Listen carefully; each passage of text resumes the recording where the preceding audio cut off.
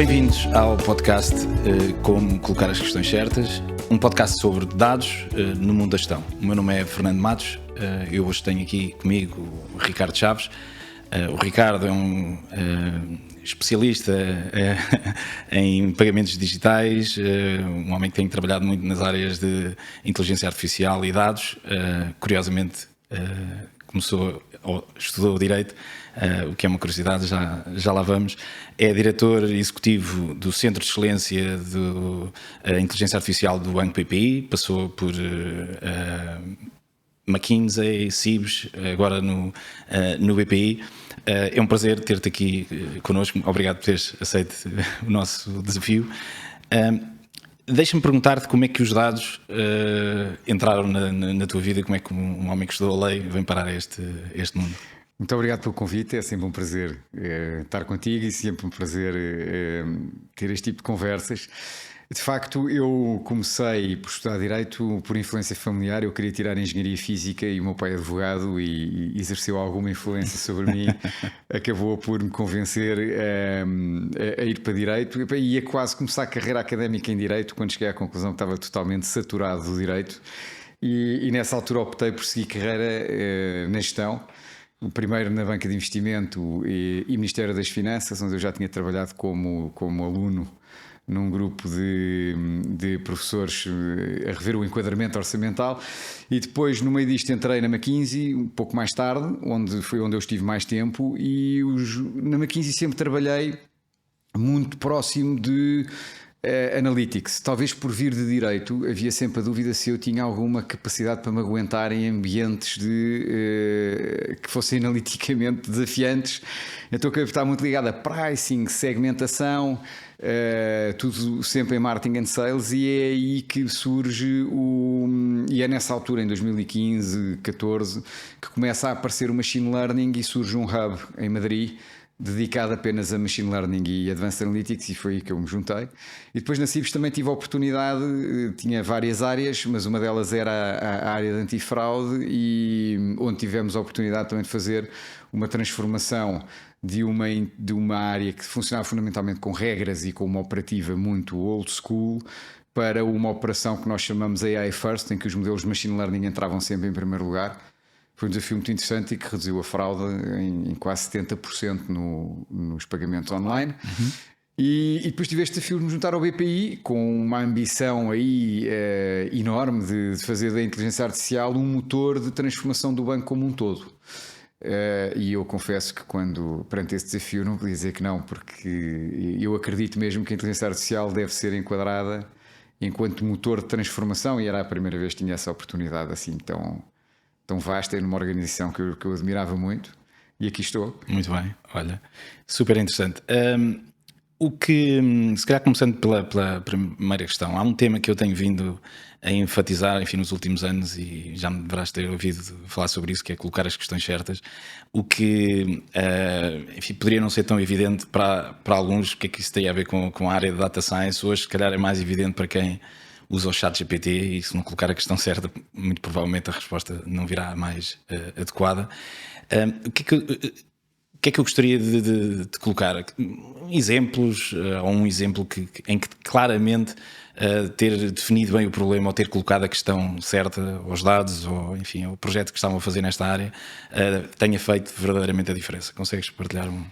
Consigo, eu sou um grande crente nessa filosofia de que a questão certa faz toda a diferença. Eu até entraria na resposta a essa questão por salientar o seguinte: eu acredito muito que esta área vive, obviamente, os data scientists e todos os data engineers, os ML engineers, têm uma importância decisiva, mas há aqui uma figura que tem uma importância crítica na forma como o problema é construído, que é o Business Translator.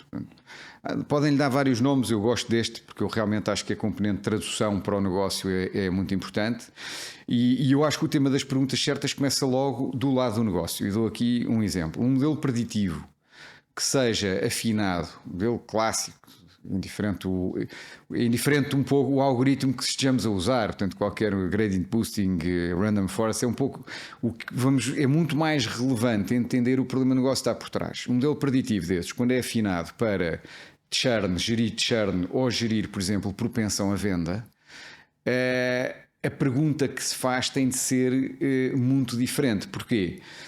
Na venda, quando nós falhamos e estamos a contactar alguém que não tem interesse no produto, tipicamente este tipo de modelos estão-nos a trazer um cliente que até é razoavelmente parecido. E, portanto, primeiro, não é grave estarmos a falar com alguém que não seja exatamente aquele que iria comprar inercialmente, porque ele provavelmente até é bastante parecido e até conseguimos com a explicabilidade perceber a que título é que ele é parecido.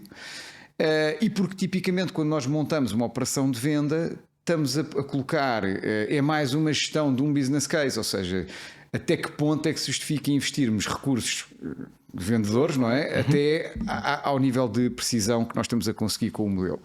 Quando é um caso de gestão de churn, é muito diferente. Porquê? Porque a precisão do modelo é crítica, ou seja, a última coisa que nós queremos é estar a ligar a um cliente e de repente lembrá-lo de que até poderá ou renegociar ou sair, e portanto, obviamente a pergunta aí já tem que ser feita de uma forma completamente diferente.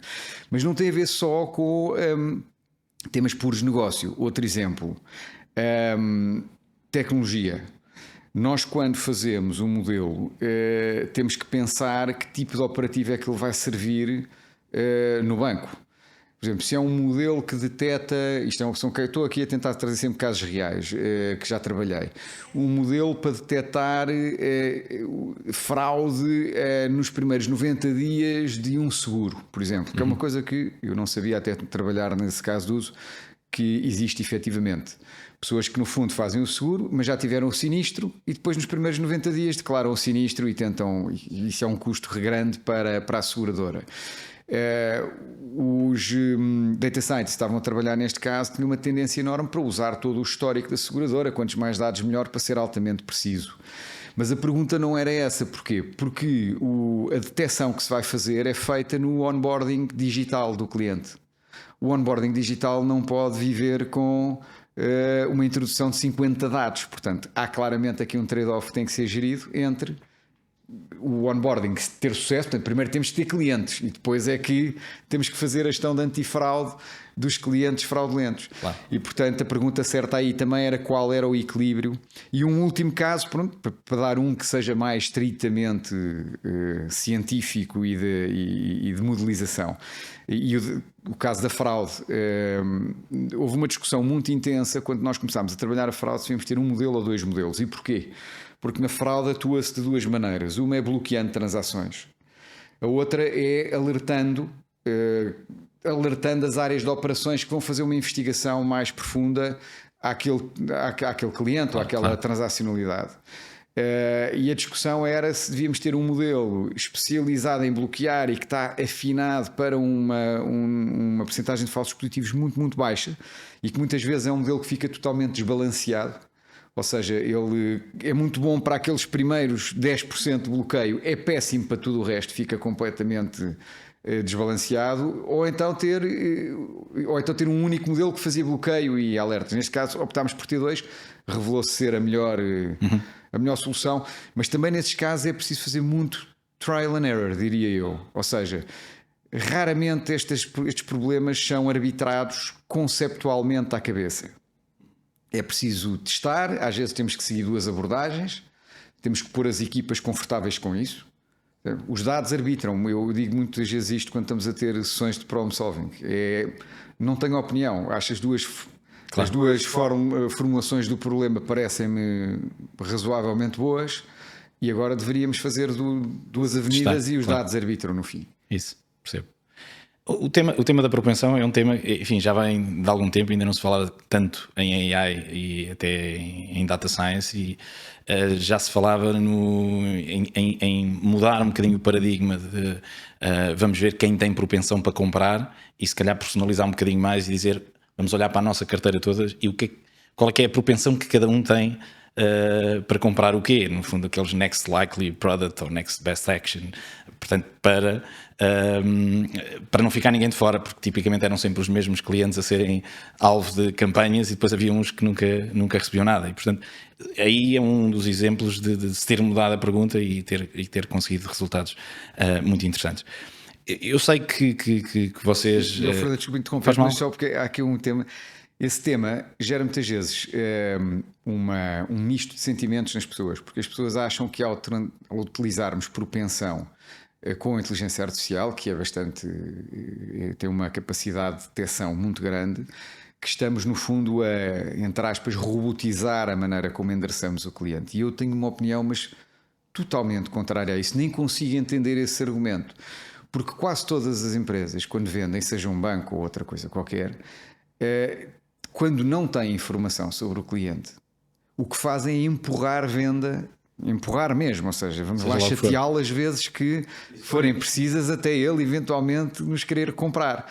E todos nós temos a experiência, neste género de grandes empresas, de sermos bombardeados com tudo e mais umas coisas que não nos interessam rigorosamente para nada. E portanto eu quando vejo esse argumento digo assim, estou em desacordo, porque acho que não há nada que a personalização resulta exatamente da utilização da inteligência artificial e o primeiro grande ganho que o cliente tem é não ser incomodado de forma desnecessária tantas vezes. O segundo ganho que tem é que eventualmente vamos lhe mostrar produtos que realmente lhe interessam e ele também vai ficar reconhecido por isso. Mas este primeiro de não incomodarmos as pessoas é um ganho tremendo à face daquilo que hoje é a estratégia de venda de muitas empresas no mercado, pelo menos é a minha sensação. Olha, não sei se o que podes revelar ou não, mas sei que, e tens partilhado em algumas ocasiões, que há imensos projetos já feitos em Espanha. Enfim, o BPI pertence a um grupo grande e que podem ser capitalizados e alguns já com sucesso comprovado. Consegues partilhar connosco casos de sucesso que estão a pensar desenvolver, enfim, a curto, médio prazo no BPI, em que realmente aqui a inteligência artificial pode trazer Eu acho que mais sim. Primeiro, se calhar, ajuda a explicar. Nós hoje temos a nossa área orientada em torno de 5 eixos estratégicos. Um primeiro é de facto um eixo de personalização e engagement, é onde está toda a parte de propensão para venda de determinados produtos, propensão a churn, temas de pricing, portanto toda a parte que tem a ver com melhor gestão da carteira do cliente com o banco. Um segundo eixo estratégico é melhor gestão de risco. Aqui entram temas como o risco financeiro, portanto, desde logo, melhor avaliação de risco, que o trabalho de um banco é avaliável em risco, na realidade, é talvez um dos principais, mas também temas de fraude, risco operacional. O terceiro grande eixo é um tema de eficiência de operações, o quarto grande eixo é Generative AI, já lá iremos. E o quinto é que nós hoje aproveitamos, temos uma equipa bastante grande de data scientists e então, em vez do banco proliferar equipas de data analysts em todas as equipas, nós montamos linhas de serviço específicas para cada área. Portanto, isto são os 5 eixos e focando em casos que correram particularmente bem e que nós temos, quando lançámos o primeiro modelo de propensão, neste caso foi para crédito pessoal, tínhamos ali um conjunto de coisas totalmente novas para o banco. E tínhamos dúvidas sobre o alcance que teríamos em termos no piloto, em termos de aumento de vendas.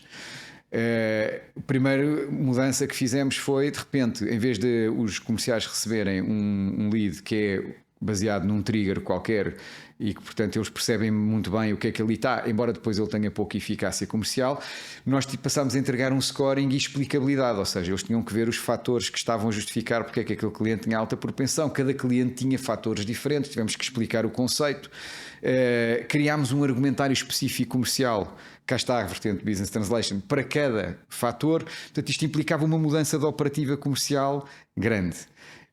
E tínhamos imensa curiosidade de perceber se ia correr bem no piloto. Isto é um piloto em larga escala com mais de 100 comerciais envolvidos, correu lindamente e uma das coisas que nos disseram foi, pela primeira vez estamos a falar com pessoas que realmente precisam de crédito pessoal, portanto os leads estavam muito orientados e aumentou-se as vendas em 25% num contexto de risco muito mais controlado, portanto clientes que tinham condições para receber aquele tipo de proposta.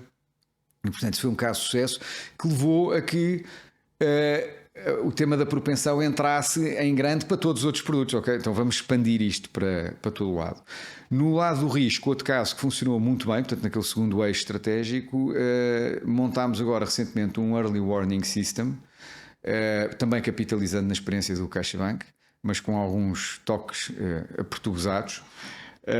em que na prática estamos a conseguir detectar os clientes 55% dos clientes de alto risco em menos de 3% dos clientes, ou seja, e que isso permite já criar uma operativa de controle e de acompanhamento através da rede que de outra forma não seria possível.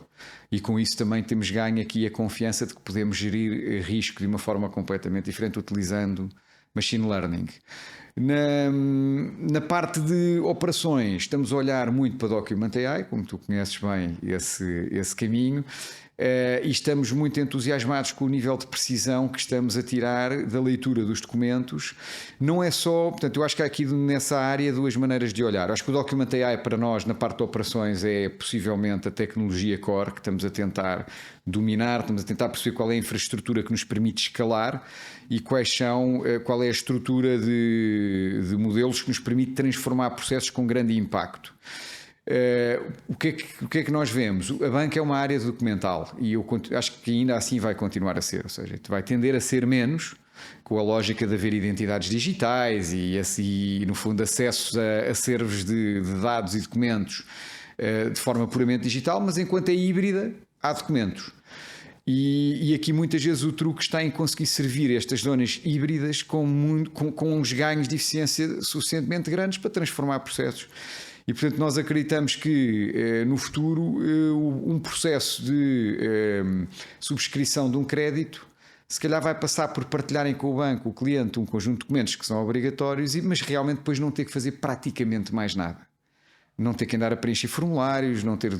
No fundo ele entrega-nos os documentos que são necessários, nós preenchemos tudo por ele automaticamente com recurso à inteligência artificial, ele depois só tem que confirmar e dizer quanto dinheiro quer e por que prazo, e tudo o resto, incluindo a avaliação de risco, corre com algoritmos de inteligência artificial por trás, portanto, o que significa que nós podemos ambicionar estar, não é real time, mas se calhar com períodos de decisão que são são horários, são de horas. Não estamos lá ainda, mas estamos a preparar para que em 2024 já estejamos a dar passos nesse sentido. Olha, não vou conseguir fugir. Falaste em Generative AI. O que é que... Este é um tema, enfim, que toda a gente está atenta e que percebeu o potencial. O que é difícil para alguns é perceber onde é que vem o benefício prático do ponto de vista de, pelo menos da personalização. Todos ganham muito a ter ali um assistente pessoal que ajuda muito em muitas ocasiões, mas o que é que se pode fazer mais além? Ou seja, enfim, acho que é claro para todos que o que mudou radicalmente e que vem mudar é a interface entre os utilizadores e a máquina. Hoje é possível colocar questões, enfim, de uma forma escrita, sem sermos especialistas às vezes nas ferramentas, e fala-se muito em Copilot para as ferramentas que usamos para apresentações, PowerPoints, Excel, enfim. Passo aqui a expressão, a publicidade à Microsoft, mas e de facto é possível fazer isso nas mais variadas aplicações. O que é que vocês têm pensado nesta área? O que é que estão a desenvolver? Olha, o primeiro comentário relativamente ao Generative AI, e já vais perceber onde é que eu vou querer chegar, é que ele tem... Ele muda tudo, eu acho que vai mudar tudo, sou um crente que vai mudar tudo, mas ao mesmo tempo não muda nada. E eu, em quase todas as organizações em que entrei, encontrei data scientists perdidos. Poucos, mas perdidos. Poucos e perdidos.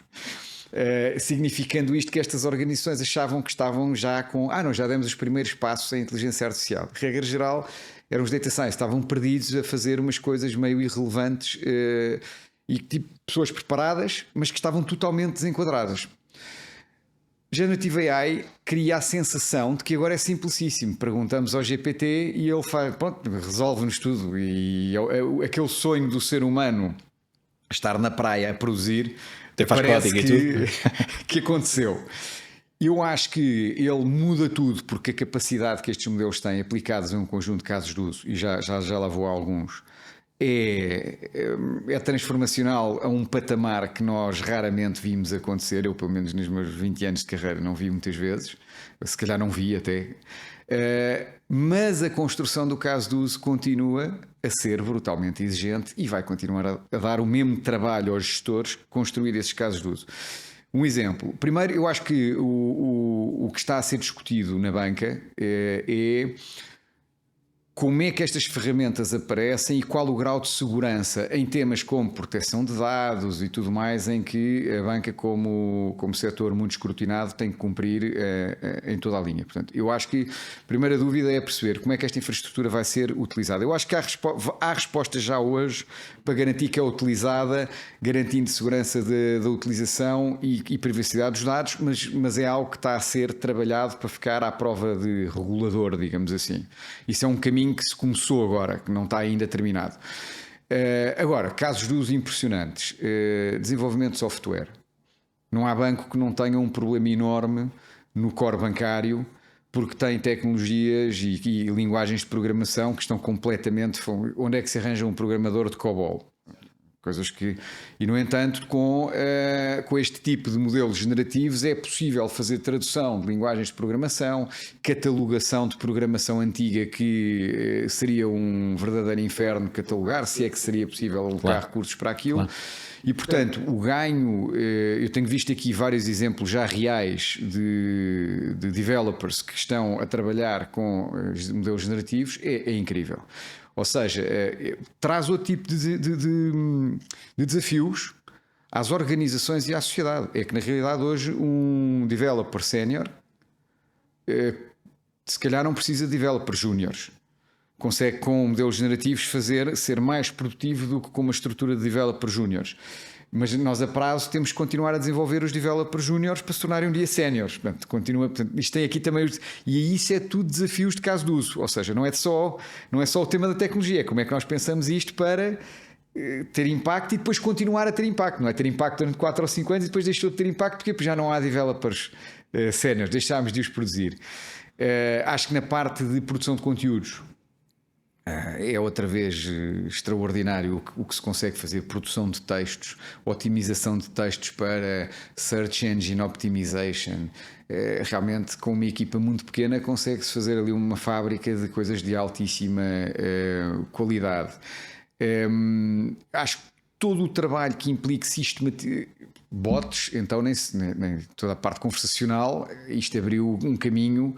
Eu acho que todos nós estávamos a trabalhar em NLP de forma mais ou menos sofisticada e todos nós conseguimos produzir um bot funcional. Já produzir um bot que seja excepcional e altamente e quase exciting, e portanto que o cliente... Isso já é outro desafio e que não estava ao alcance, eu diria, de quase nenhuma equipa a funcionar em mercados como os nossos. Mas com isto vai ficar. Portanto, e muito facilmente. E muito mais facilmente. Exato. Portanto, aí também vejo um impacto tremendo e toda a parte de leitura de documentos, sei lá, legislação que sai e que temos áreas jurídicas atulhadas a tentar estar atualizadas. Isto vai permitir trabalhar esse fluxo de informação de uma forma completamente diferente. Mas tem que ser bem pensado, porque eu vi uma vez um cartoon engraçado em que de repente, com base nisto, era de um lado a produzir texto grande com base no ChatGPT e o outro a pedir ao ChatGPT para resumir e portanto, no final do dia já ninguém estava a fazer coisas conexas. Portanto, isto tem que ser sempre bem pensado. E eu costumo dizer que a inteligência artificial começa e acaba nos seres humanos, ou seja, o responsável último vai ser sempre alguém na empresa que vai estar a lidar com esta operação e isso não vai mudar. Amanhã, se há uma asneira que resulta da utilização de um modelo destes, a pessoa não vai para o tribunal dizer não tem culpa nenhuma, foi aqui este chat GPT 7.0 é que é o culpado. Portanto, vamos ter sempre que conseguir desenhar os casos de uso de forma muito responsável. Olha, isso leva-me a outro tópico importante aqui, que é o Responsible AI e a regulação. Qual é que é a tua opinião relativamente a estes temas? Olha, eu sou muito sensível ao tema. Acho que ele tem dentro vários temas bastante distintos. Portanto, primeiro, e se calhar um dos mais importantes, embora talvez nas empresas como um banco não seja o que mais impacto tem, se nós virmos a história recente destes grandes desenvolvimentos tecnológicos no AI, sobretudo o OpenAI ou o DeepMind, vemos que de repente abriu-se aqui uma preocupação tremenda de que esta tecnologia aqui existe. Não estou a falar nem de singularidades, nem de General Artificial Intelligence, não precisamos de ir até aí para perceber que a tecnologia que já hoje existe permite, se utilizada, por exemplo, em armas, equipamentos nucleares, pode ter consequências catastróficas e, portanto, aí estaríamos a falar da extinção da espécie, não tanto porque de repente chegamos aqui à história do Terminator, mas apenas por poder dar-se o caso de haver acidentes de cruzamento de inteligência artificial, que já hoje existe com armamento. Isso é um tema que não tem muito a ver com o das empresas, mas eu acho que é um dos principais, se calhar a nível global, onde o Responsible AI tem, e temos de facto a DeepMind e há um conjunto de empresas aqui já a quererem garantir que, até a pedirem regulador, que é uma coisa rara de ver, o setor privado a pedir ao Estado para montem reguladores eficazes para esta área. Depois há aqui outros dois temas dentro do Responsible AI. Um deles é o tema de segurança. E dentro de segurança eu diria talvez o RGPD ou proteção de dados seja um dos principais.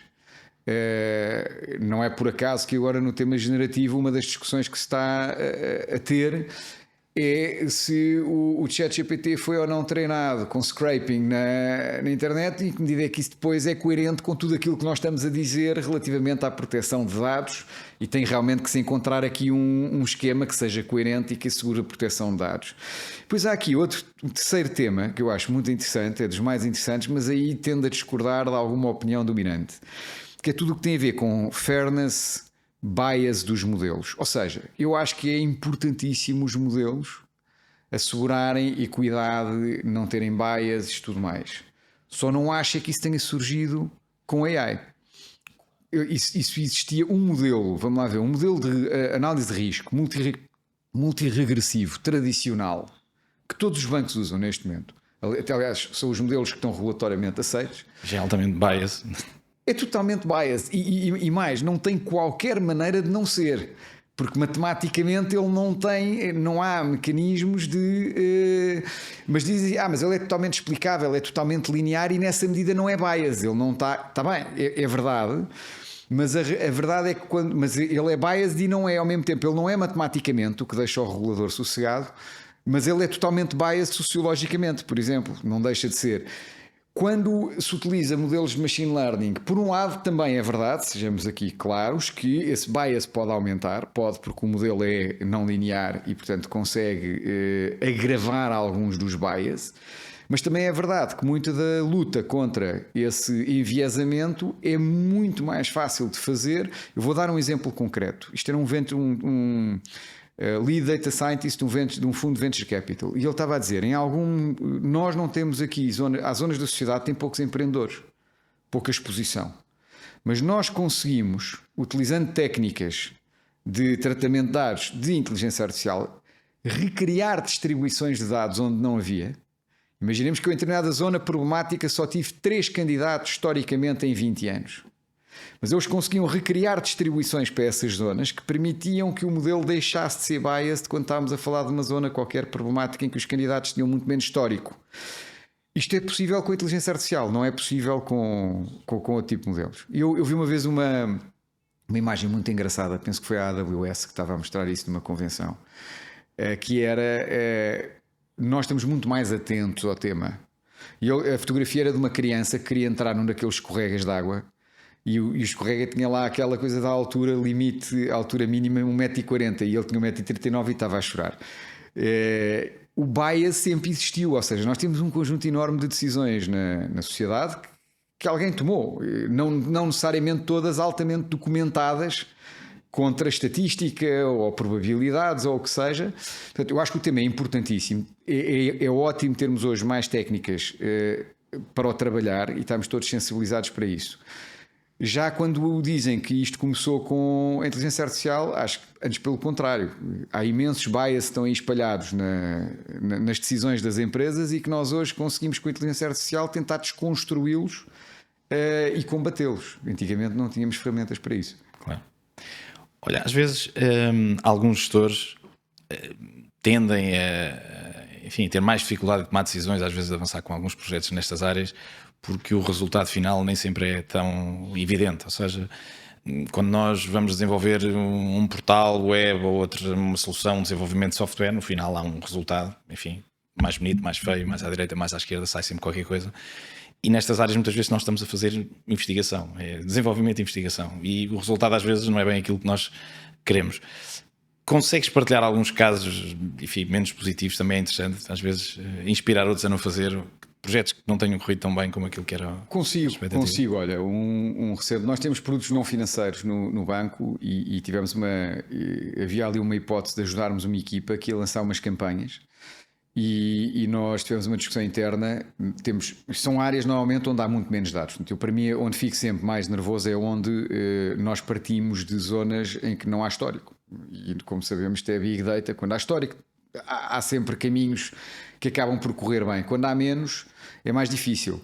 E então tivemos que primeiro pensar bem que tipo de modelos é que queríamos construir, mas o ponto ali até foi mais. Atirámos para uma campanha muito, muito, muito específica. E o problema muitas vezes é quando vamos para coisas muito específicas e não há histórico, a probabilidade de falhar aumenta, e às tantas aumenta até um patamar que se calhar até nem devíamos lá ir. Mas fomos e experimentámos e falhámos redondamente. E eu acho que aqui o que nós temos vindo a fazer com as equipas do banco é dizer o seguinte: olhem, nós acreditamos neste caminho, expomos o caminho, portanto, isto é a razão porque acreditamos que pode resultar. Se não resultar, o que é que acontece? Nós somos do banco, estamos cá amanhã e depois da manhã e depois da manhã. Portanto, continuaremos a tentar. Ou seja, tentaremos perceber porque é que este modelo não funcionou ou porque é que este modelo não funcionou. Os modelos de propensão muitas vezes têm problemas regionais. Funcionou bem no país todo, espetacularmente no Norte, no Algarve não. Vamos tentar perceber porque é que não funcionou no Algarve. Eu acho que aqui o nome inteligência artificial não nos ajuda, porque dá a estas áreas um ar particularmente mais perto que o resto dos outros, que não é nada. Portanto, isto é só uma área de especialização. E eu acho que nós temos aí que nos posicionar, tentar posicionar bem, ir junto às equipas, explicar que somos mais uma peça da engrenagem de transformação do banco e que requer aqui olear um conjunto de equipas em torno de uma transformação. E dizer-lhes que nós vamos falhar, e quando falharmos queremos que eles nos digam, e que nós vamos estar aqui não a fingir que entreguei-te o modelo, é ótimo, fazes favor de fazer o teu trabalho, não, tentar perceber porque é que não deu, rever o modelo no que for preciso, às vezes é rever a operativa. Portanto, eu acho que trabalho de equipa é o cerne para conseguir pôr as equipas à vontade para falharem, mantendo uma ambição grande de transformação. Isto agora é uma pergunta um bocadinho mais pessoal, enfim, tem tudo a ver com aquilo que nós estamos a falar, mas eu sempre te conheci uma pessoa que, apesar de teres vindo, enfim, de outro código civil, mas que sempre quiseste entrar em profundidade nos temas, enfim, que estávamos a abordar, e recentemente foste para um desafio novo de ainda ir mais fundo e ir aprender outra vez na universidade. Sentes que os gestores hoje, enfim, têm que dominar mais estes temas? É importante continuarem a fazer o reskilling para temas mais técnicos? Ou foi mais um tema pessoal teu, gostas de acompanhar e gerir o que é que, de uma forma mais profunda, aquilo que estás a desenvolver? Eu acho que no meu caso pessoal, eu sempre tive uma grande curiosidade, e esta pós-graduação que fiz agora no MIT, que acabei a programar em Python algoritmos, não com nenhum intuito de substituir ninguém nas equipas, mas de realmente conhecer a maior profundidade, também está ligado à curiosidade intelectual. Eu acho que hoje em dia temos o privilégio de qualquer tema que nos interesse, entre a Amazon e os livros que estão disponíveis, mais o que conseguimos descobrir googlando ou nos GPTs da vida, é só querer. Portanto, hoje em dia não há desculpa para ninguém não aprender a fundo nada relativamente rápido. Acho, no entanto, respondendo à pergunta se os gestores precisam ou não, acho que precisam. Eu acho que há a maior parte das indústrias estão-se a digitalizar, estão no seu core. Se não se digitalizaram antes, a maior parte dos que estão atrasados não se digitalizaram porque há muito pouca sensibilidade dos top managers relativamente ao que é necessário existir de infraestrutura, de front-ends, de equipas, de talento para o fazer, e quando não existe, depois a base não se consegue entregar. Isso leva-me a crer que hoje em dia metade das equipas executivas deviam saber de tecnologia, e que ao não saberem, e delegarem por completo isso para tecnólogos que não percebem também de negócio e que, portanto, são puramente técnicos, relegam para fora da principal zona de discussão, que é a Comissão Executiva ou os comitês que estão próximos da zona da Comissão Executiva, os principais temas de transformação da empresa. E, portanto, depois como é que a coisa pode resultar? Eu diria, não pode, não, é que não resulta mesmo. E hoje em dia qualquer administrador do banco tem de saber o que é uma API, o que é uma infraestrutura de dados, porque senão vai estar fora da discussão das principais, quando se está a discutir a usabilidade do cliente relativamente ao produto A ou B ou C. Não vai conseguir perceber os trade-offs principais, porque é que uma coisa demora 18 meses a fazer e outra é útil e ao mesmo tempo demora 2 meses e portanto é muito mais lógico focarmos nessa. E este tipo de discussões requer hoje em dia um conhecimento tecnológico. Tem na definição do problema colocar as questões certas, não é? E repara, imagina o que é tu gires uma equipa destas, tu conheces bem esse desafio. Obviamente que eu coloco-me sempre na posição do business translator, portanto eu não quero, eu fui fazer isto não com o intuito de substituir nem de começar a programar e ser um programador, mas de facto quando estamos a fazer, nós fazemos umas shaping sessions muito divertidas para as equipas porque juntamos toda a gente, juntamos os business translators, juntamos os data scientists e os data engineers à volta da mesa em 3 ou 4 momentos chaves de um caso de uso e temos uma discussão integral, incluindo temas de negócio. Se o processo funciona, ou sejam eles tecnológicos ou mesmo de negócio. Isso obriga-nos a todos a entender as dores de cada um. E quantas vezes não acontece que aparentemente um pormenor que o Data Engineer nos está a tentar explicar na forma como os dados estão estruturados e como se consegue aceder àqueles dados, condiciona toda a forma como vamos pensar o problema, desde do desenho do negócio até ao tipo de modelo que vamos construir.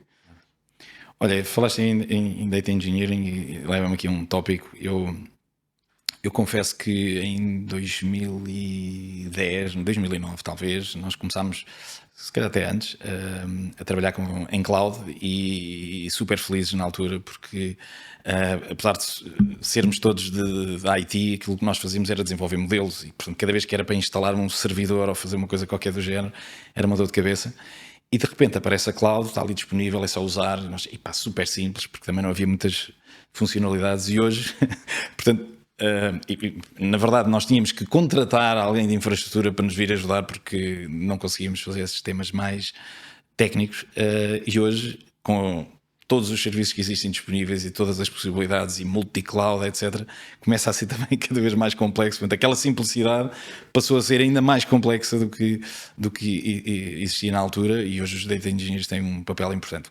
A questão aqui é como é que tu vês o tema da multi-cloud. Eu sei que vocês definiram ali um stack principal, mas fala-se hoje muito, enfim, utilizar aquilo que está disponível, quase aquilo que antigamente se falava no best of breed, mas como é que tu vês este tema de várias clouds, uma só, para minimizar conhecimento e skills? Olha, eu vejo o grupo CaixaBank, que é de onde brota, no fundo, a genes aqui da política corporativa, a este nível vê o futuro como multi-cloud e eu acho que está a ver bem.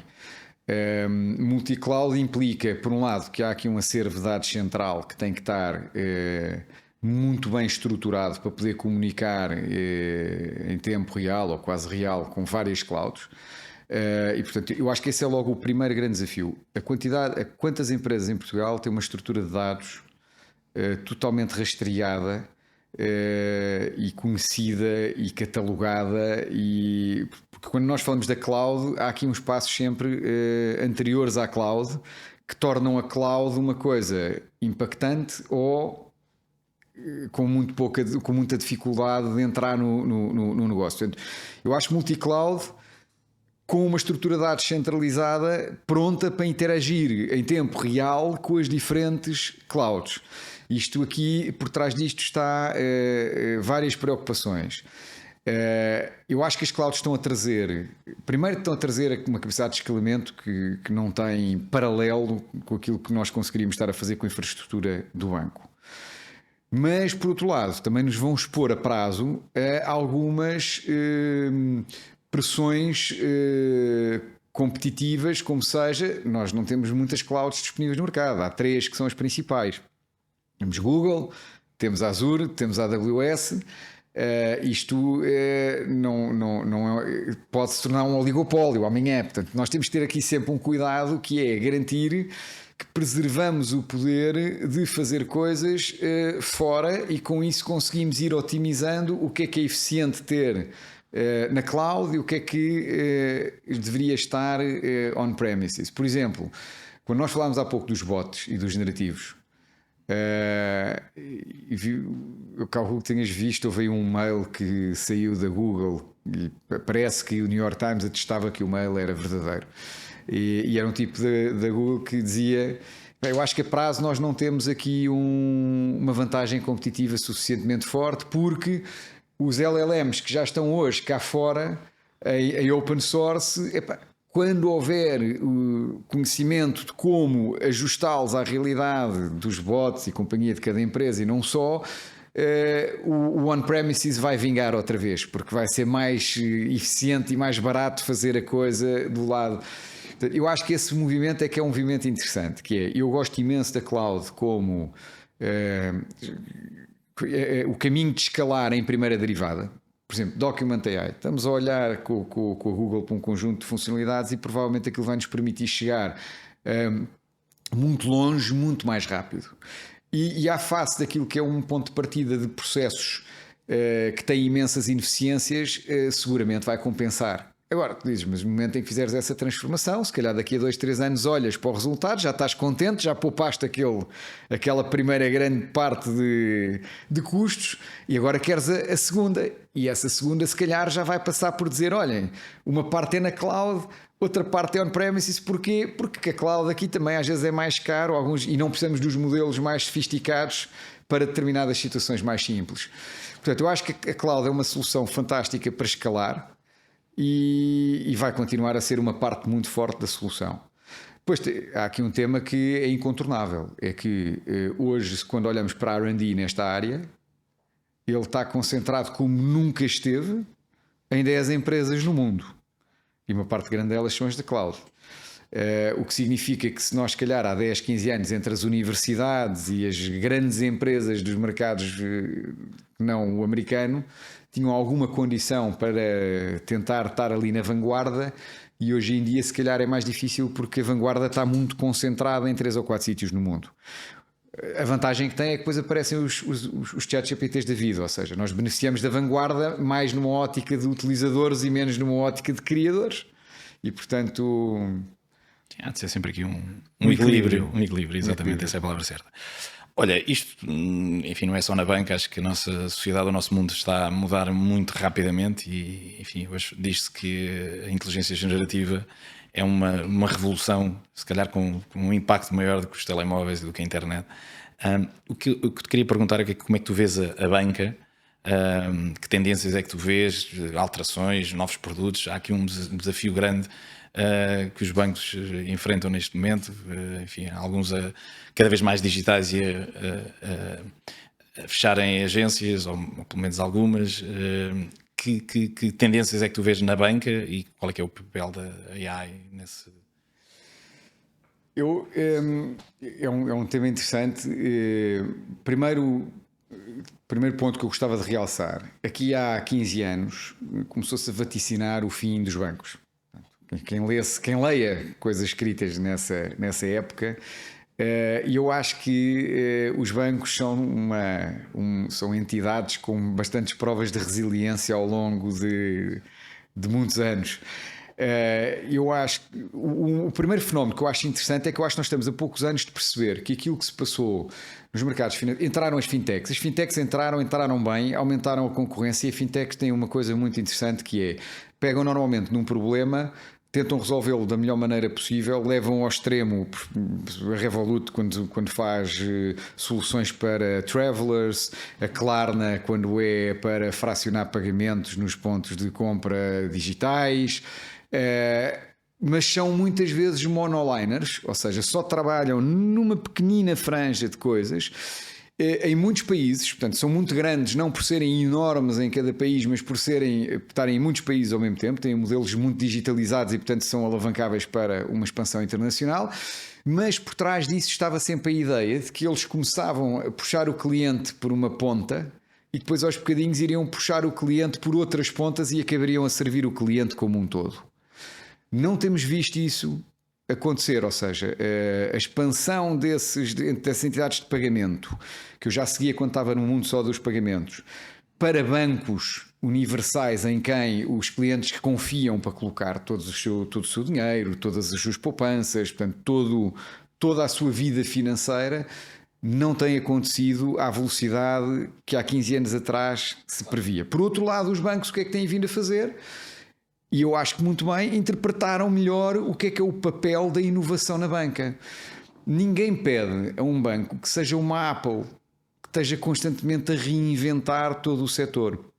O que se pede a um banco é que esteja muito atento ao mercado e perceba quais é que são os casos de uso, as tecnologias, as utilizações que começam a parecer realmente úteis para os clientes, de valor acrescentado, e seja muito rápido a adaptar-se tecnologicamente para entregar algo parecido ao mesmo nível de utilização. Isso, de facto, se olharmos para as apps dos bancos, vemos que as aplicações dos bancos estão hoje muito mais preparadas para servir um cliente digitalmente. Segundo desafio na banca que eu acho muito interessante. Portanto, isto só para dizer, primeiro desafio, que é o desafio das fintechs, eu acho que a banca tem conseguido atualizar-se bem e tem que continuar a pedalar e a ver bem o que é que se passa no mercado e a copiar todas as soluções com sucesso. O segundo desafio da banca é muitas áreas não financeiras entraram para cima do mercado financeiro. Quando olhamos para os cartões de fidelização de retalhistas, portanto, houve aqui uma entrada. Eu acho que a banca tem pela frente um desafio. A banca tem um cliente digitalizado na banca, visita a app mais de 30 vezes por mês. Não sei se há outro setor em que o grau de... Há as redes sociais. Não há muitos setores em que o grau de conhecimento de um cliente mais o grau de contacto via touchpoints digitais seja tão intenso como este. Agora dizem-me assim, mas o cliente vai lá fazer coisas específicas, não é? Portanto, o cliente quando vai fazer uma transferência não quer ser importunado. Veja lá este videozinho de 3 minutos. Portanto, obviamente que há que saber usar bem esta proximidade, não é direto. Não é a mesma coisa estar a visitar redes sociais. Mas eu acho que o segundo grande desafio para a banca vai ser como transformar cada dia mais esta ligação muito próxima, muito frequente, numa prestação de serviços mais rica do que aquela que a banca tem feito. Por um lado, passa por personalizar melhor os serviços financeiros. Ainda há muita gente que não contrai um determinado empréstimo ou não usa uma determinada solução porque não conhece, porque nunca ninguém falou com ele. Eu acho que é desde logo aí o primeiro impacto. E o segundo é, e o Banco de Portugal já está a dar passos nesse sentido, eventualmente os bancos, através de uma lógica de ecossistemas, de colocarem aqui a zona não financeira também mais próxima dos seus clientes, com valor acrescentado para todos, numa perspectiva de intermediação e de curadoria. Sem dúvida. Muito bem. Ricardo, muito obrigado pela tua presença. Foi um prazer enorme ter-te aqui. Acho que ficamos aqui com uns insights muito interessantes. Obrigado por nos terem estado a ouvir. Este foi mais um episódio do podcast Como Colocar as Questões Certas.